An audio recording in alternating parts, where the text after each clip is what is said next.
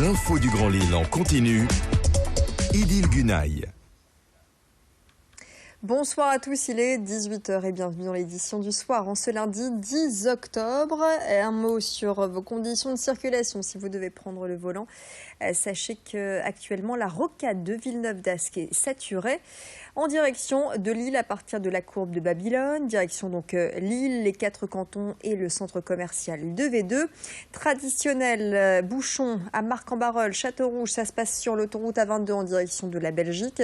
À noter également sur l'autoroute A1 cette circulation en accordéon entre l'aire de Falampin et Seclin dans les deux sens de circulation. Et puis sur la rocade nord-ouest, juste après la sortie Marcq-en-Barœul, Bondu, la Madeleine en direction d'Anglo, vous serez là aussi fortement ralenti. Un mot de la météo également. Après ces averses, on va retrouver dès demain matin davantage d'éclaircies avec un temps beaucoup plus sec prévu pour ce mardi. Les prévisions météo avec Clotilde Leguévac, ce sera juste après ce flash.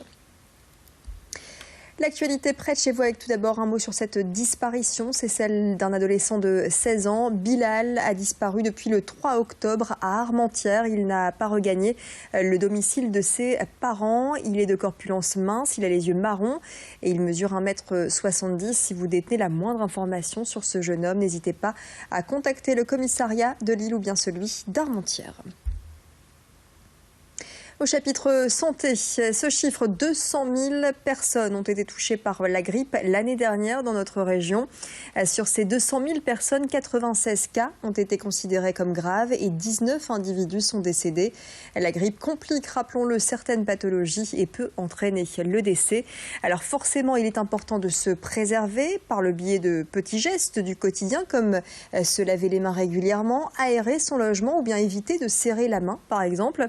Et puis l'Institut Pasteur de Lille recommande la vaccination en cette période et surtout chez les femmes enceintes, les personnes souffrant d'obésité ou encore les personnes âgées. Il est nécessaire de renouveler la vaccination chaque année, selon le docteur Dutoit, interrogé par Céline Huret. Les personnes qui se sont fait vacciner l'an dernier doivent absolument se refaire vacciner cette année. Tout simplement parce que le taux des anticorps a diminué par rapport au vaccin de l'an dernier. Donc ils ne sont plus protégés. Et puis surtout que les souches virales ont changé. Et c'est pour ça que dans le vaccin de cette année, sur les 3 souches virales qui composent le vaccin, vous avez 2 nouvelles souches. Autre chiffre, 6 Français sur 10 se disent favorables à la vaccination en pharmacie. C'est ce que révèle un sondage Odoxa commandé par l'Ordre des pharmaciens. La vaccination en pharmacie est déjà possible aux États-Unis, en Angleterre ou encore au Portugal. Et chez nous, le débat refait surface à l'occasion du lancement de la campagne de vaccination contre la grippe. Depuis plusieurs années, les pharmaciens réclament le fait de pouvoir pratiquer cet acte.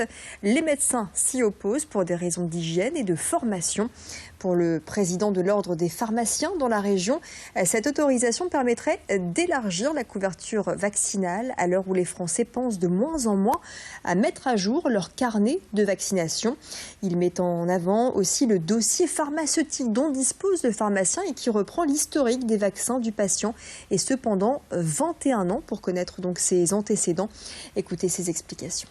Vous savez qu'il y a à peu près une personne sur 2 en France qui ne s'est jamais fait vacciner contre la grippe. L'expérimentation sera donc sur la grippe. Et que sur ces 50% de personnes qui n'ont jamais été vaccinées, il y en a quand même 28% qui disent qu'ils se feront vacciner si l'autorisation était donnée aux pharmaciens de les vacciner. Donc ça sera un nouveau public. Tout ceci dans des conditions dont je vous ai parlé tout à l'heure, donc d'encadrement par la loi, de formation, et également de mise à disposition de locaux spécifiques de façon à garantir des conditions optimales pour ce faire. Allez, on referme cette page santé. Direction à présent l'un des seuls cafés-théâtres de Lille. Il s'agit du Spotlight installé rue Gambetta. Depuis 6 ans, cette salle est devenue incontournable à la fois pour découvrir de jeunes talents et pour rôder les spectacles des artistes confirmés. Baptiste Le Caplin, Jeff Panaclope, Balacloc, Pascal Légitimus, François-Xavier de Maison. Ils sont tous passés par là, sans oublier les talents de notre région, bien sûr, comme Camini.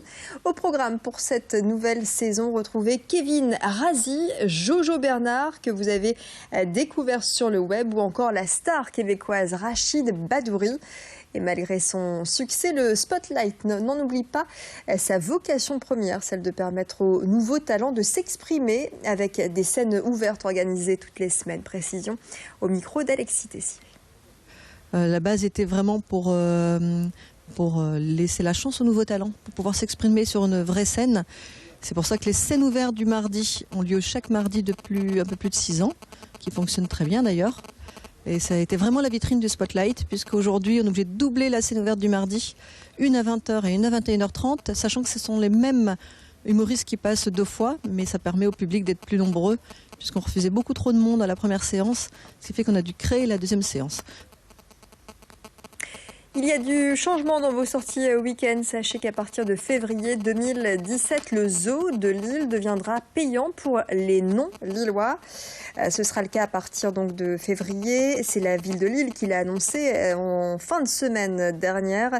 Il faudra donc compter 4 € par adulte et 2 € par enfant pour pouvoir admirer ce magnifique panda roux ou encore les suricates du zoo de Lille. Alors pourquoi cette décision? C'est la question qu'a posée Xavier Silly à Lise Dalleux, adjointe à la mairie de Lille en charge de la nature en ville. Aujourd'hui, donc un zoo, vous pouvez imaginer que c'est un coût de fonctionnement quand même assez conséquent. De combien on peut l'évaluer, j'ai pas le chiffre précis en tête, mais aux alentours de 1,5 million de coûts de fonctionnement par an. Le zoo, aujourd'hui, qui n'est pas un équipement métropolitain, est fréquenté à 80% par des personnes extérieures à la ville de Lille. Et en conséquence, c'est une enveloppe, enfin un montant quand même qui impacte énormément finalement le budget de la ville de Lille. Et puis allez, je vous propose de terminer ces images par ce Ch'ti Délire. Ch'ti Délire, 5000 participants étaient réunis ce week-end au Stadium Lille Métropole à Villeneuve-d'Ascq pour ce parcours de 13 km avec 40 obstacles à passer. Pas de compétition pour cet événement car il n'y a pas de chrono, mais le plaisir de passer un moment sportif et convivial pour tenter de se surpasser. Escalade, passage de filets, traversée de lacs et de zones boueuses, les participants n'ont reculé devant rien. Nombreux étaient venus en groupe pour se motiver et se soutenir. Et d'autres ch'tis délires se dérouleront prochainement à Saint-Omer ou encore au Val-Joli. C'est la fin de cette édition. Tout de suite, retrouvez les prévisions météo.